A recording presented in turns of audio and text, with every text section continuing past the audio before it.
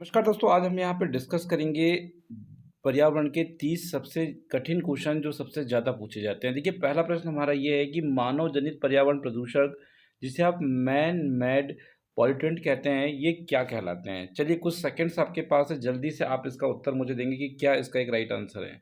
इसका जो सही जवाब निकल कर आएगा दोस्तों, इसका जो सही जवाब निकल कर आएगा वो होगा परजैविक। देखिए, परजैविक क्या होते हैं? जो मानव के द्वारा जो प्रदूषण फैलाया जाता है उसे आप परजैविक कहते हैं। परजैविक कहने का तात्पर्य यह है जैसे कि मान लेते हैं कि मानव यहाँ पर पेट्रोल, धुआँ, कोयला आदि जला रहा है तो उससे क्या निकल रहा है? धुआँ निकल रहा है।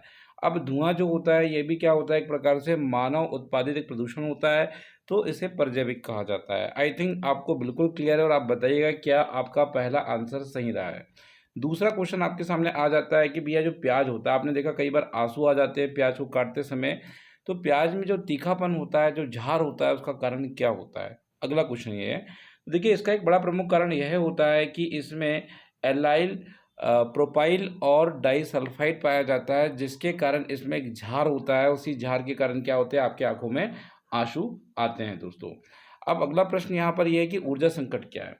देखिए, ऊर्जा संकट क्या है? आपका अगला प्रश्न यह है। तो देखिए, ऊर्जा संकट के विषय में अगर आपको उत्तर चाहिए, तो देखिए जो कोयला होता है, जो पेट्रोल होता है, जिस जीवाश्म ईंधन को समाप्त होने का जो खतरा यहाँ पे दिखाया जा रहा है, ऑप्शन नंबर डी, उसे आप ये कह सकते हैं कि हाँ, यह क्या है? ये एक प्रकार का ऊर्जा संकट है।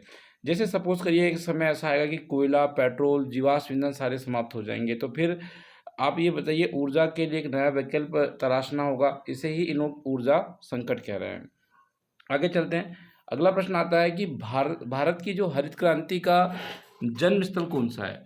भारत की जो हरित क्रांति है इसका जन्मस्थल कौन-सा है? तो देखिए इसका जन्मस्थल की अगर आप बात कर रहे हैं तो वो ए है पतन नगर। क्या है भैया? ए पतन नगर है।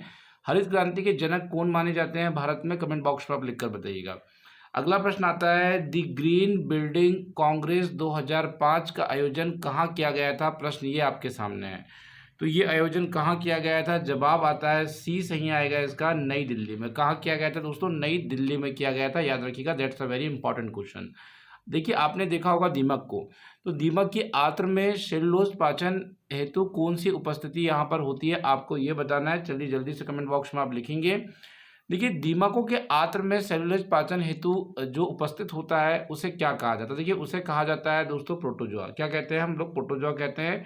और प्रोटोजोआ के कारण ही जैसे कि यहाँ पर दीमक जो होता है लकड़ी को जब वो खाता है तो कहीं न कहीं वो सेलुलोज में डिवाइड हो जाता है और फिर उसका पाचन कर पाता है, तो उसे कहीं न कहीं आप क्या कहते हैं भैया? प्रोटोजोआ कहते हैं। ऑप्शन सी इसके लिए सही जवाब है। अगला क्वेश्चन आता है औद्योगिक मलबे के विषय में। औद्योगिक मलबे में सर्वाधिक रासायनिक प्रदूषण कौन-सा होता है? तो देखिए, औद्योगिक जो मलबा होता है उसमें सबसे ज़्यादा जो रासायनिक प्रदूषण होता है वो चमड़े के उद्योग से होता है। किससे होता है भैया? चमड़ों के उद्योग से होता है। ध्यान दीजिएगा, चमड़ों के उद्योग से होता है। अगला प्रश्न आता है चूहे के मारने से जो ज़हर तैयार किया जाता है वो किससे तैयार किया जाता है? देखिए, चूहे को मारने के लिए जो ज़हर तैयार किया जाता है वो पोटेशियम साइनाइड होता है। क्या होता है भैया? पोटेशियम साइनाइड होता है, जिससे चूहा मार दवा तैयार की जाती है। आपने भी देखा होगा, कई बार आपने रखा भी होगा चूहों को मारने के लिए अपने घरों पर। अगला प्रश्न आता है पारिस्थितिकी विज्ञान में किसका अध्ययन किया जाता है? क्वेश्चन नंबर 9 है।